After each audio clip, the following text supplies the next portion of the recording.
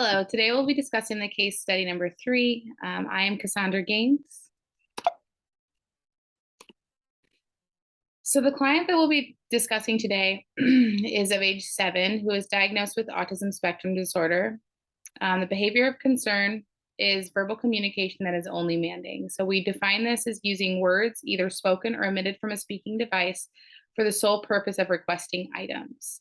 So for example, he's only speaking for the sake of gaining access to an item, not for any other purpose conversationally or tacting. So our non-example would be using the communication device or spoken word to tact, identify an item, or converse beyond just a request.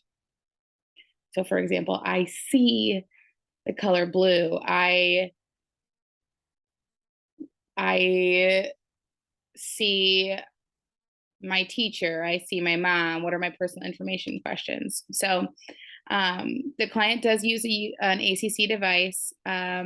So it kind of looks like this. It's a little blurry, but it's the best picture I could get.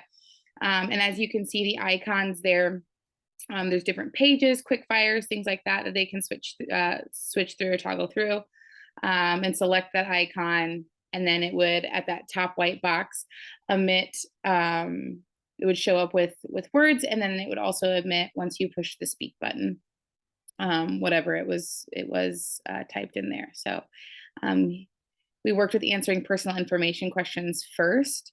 And the client, we noticed, was very screen attentive. And we kind of foresaw this coming prior to getting the ACC device. He loved tablets. That was his favorite form of reinforcement.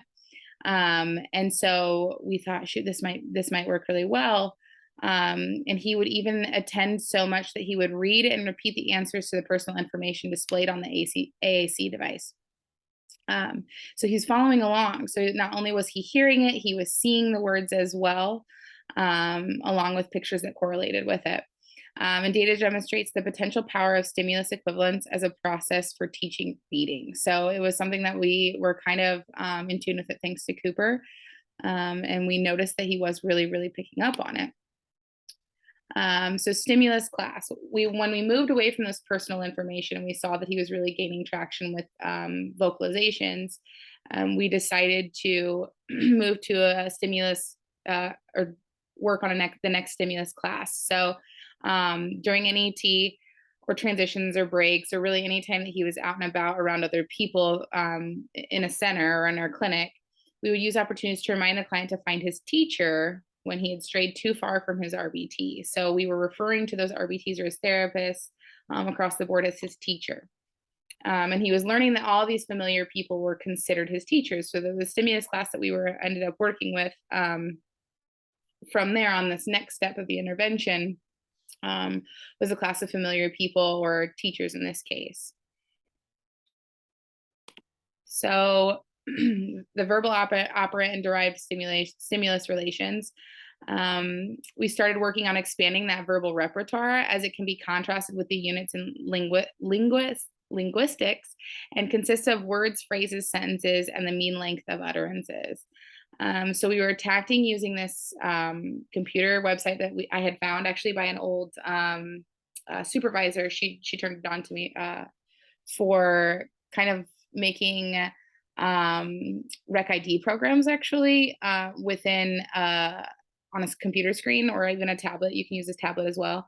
And knowing how screen motivated this client was that we were working with now, I suggested that we use boom cards. And so what that kind of looks like is this picture here.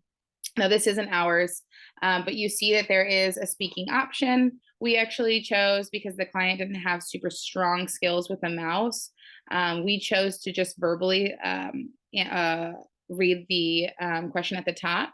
And then you'd see cards with pictures of their teacher on each card. So the RBT would read the question at the top of the card on the screen that he was facing. So he had to be attending to it. And what it would say at the top, instead of who is a ghost, it would say, find your teacher, Cass, or find your teacher, Bria.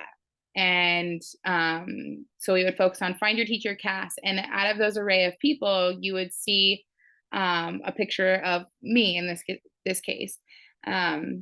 The client would then point at or click on the targeted picture that says the teacher's name and would receive reinforcement for that. And so he would look at that picture and he would say, Cass, while pointing or clicking on the correct face. And he would receive not only a chime on the computer, but also social praise from us as well. And then now we have him tag those people in the natural environment in person. So we've transferred from not only seeing that picture, that familiarity, right? And he can correlate that that picture of that person is that actual person in real life. Um, and so he can go up and he can tag that person, knowing that they are not only in the stimulus class of being his teacher, right? Somebody he works with. It's also going to be he's going to be able to tag them by name because he has practiced this with something that is similar to our actual physical presence. So um, we've now moved him on from that, and he can now read our names. So if we show him a schedule for the day, who his next teachers are, he can read what our names are and know who it's going to be and who that correlates to in his natural environment. And he got lots of social praise for that. So for a client who started out as not using language at all beyond repeating a man from his device, he is now able to tact things vocally without an AAC, which is really exciting. And we really expanded his repertoire, and he's been able to kind of work this in all different angles, which has given us that stimulus equivalence, and allowing us to kind of see across the board success in all of the areas, including reflexivity and all of those things. So he's been, yeah, it's a really, really exciting success story. And the reference that I did utilize was our Cooper book. And thank you.